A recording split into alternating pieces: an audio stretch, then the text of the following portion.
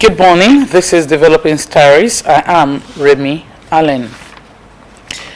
On March 8th, the world commemorates International Women's Day, a day set aside to recognize the remarkable contributions of women of society and to reflect on the progress made toward gender equality.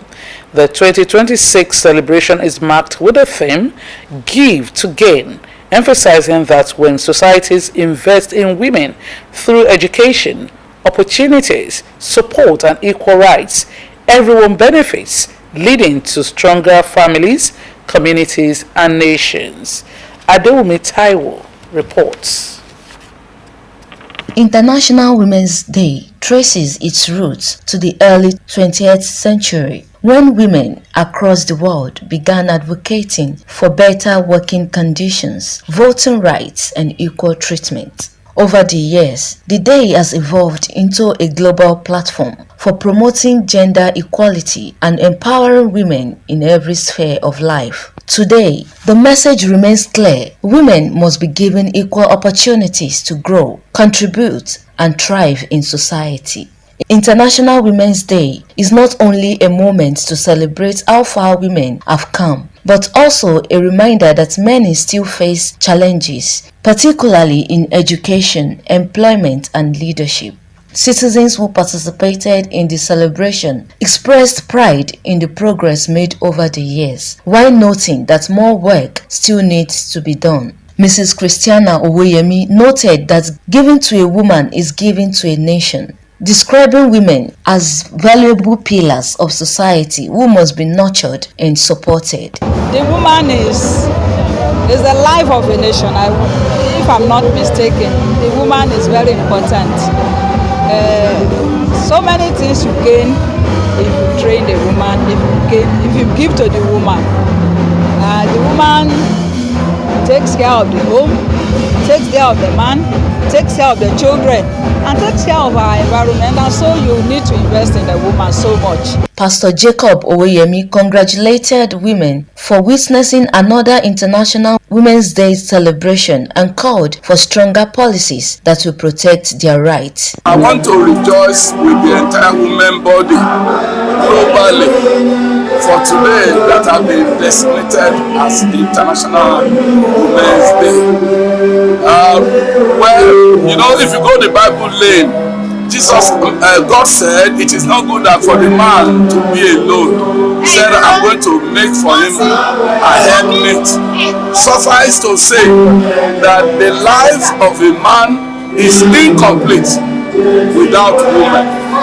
Women, by the grace of God, they are instruments of procreation. Others said celebrations like International Women's Day help raise awareness about gender equality and inspire collective efforts towards building a more inclusive society. Woman will translate to life and eventually translate to life. As a woman, she nurtures. As a wife, she nurtures. And as a mother, she nurtures. In all the phases of the girl child is for nurture. At every junction, you have destinies being committed into the hands of the girl child. When you invest in a girl child, you are investing in a nation because it has a multiplying effect. In fact, it is when you empower a woman, again, you have empowered the community. We are proud of ourselves because a girl child, and we are not being discriminated from other people. That's why we are proud of ourselves being a girl child. As the world marks International Women's Day 2026, the celebration serves not only as a tribute to the achievements of women, but also as a renewed call for collective action towards a more equal and inclusive society. Adewumi Taiwo, Osrc News.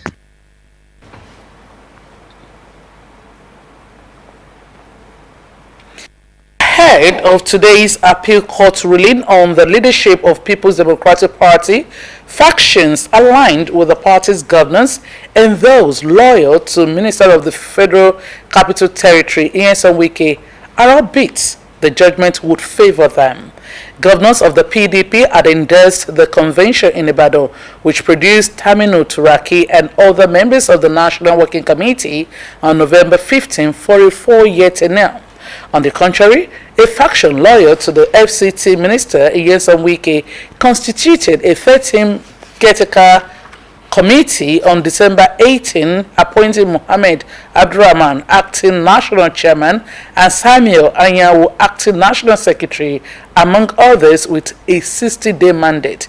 Efforts by both the Wike Aligned Group and the governor's camp to convene meetings at the PDP National Secretariat in Abuja have turned chaotic, leading to disorder and physical altercations.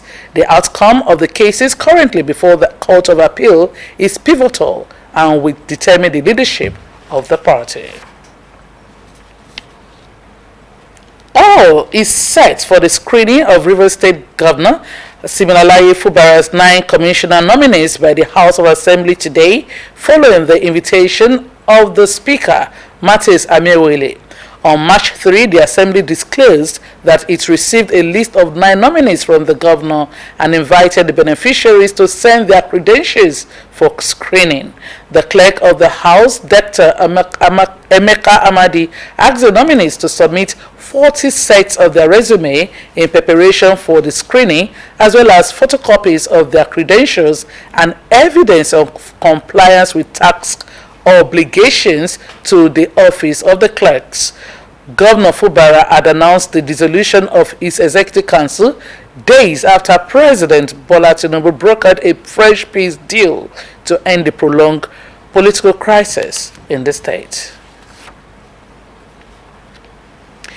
Adamawa State Governor Amadou Fintiri has imposed a curfew on Lamode local government area to curtail the deadly escalating communal crisis in the area. For the 4th time in less than 6 months, the governor is imposing a curfew due to the ongoing conflict between the Chobo and Bachama communities. According to the Chief Press Secretary, Umiachi Onoshikwao, the government views the disturbances unacceptable and has directed security agencies to enforce the curfew strictly. He warned that anyone or any group of people found contravening his directive would be arrested and dealt with according to the law. Onosikao urged residents to abide by the curfew and provide useful information to security agencies to ensure peaceful coexistence. And finally, on the news, at least 32 people have sustained injuries in Bahrain after an Iranian drone attack near the capital. Ministry of Health sources said all those injured were Bahraini citizens, including a 17-year-old girl who suffered severe head and eye injuries. Of those injured, 4 were serious cases, including children that required surgery. At least 10 people have been killed across the Gulf so far, most of them security personnel or foreign workers. And that's the news. Thanks so much for watching. Good morning.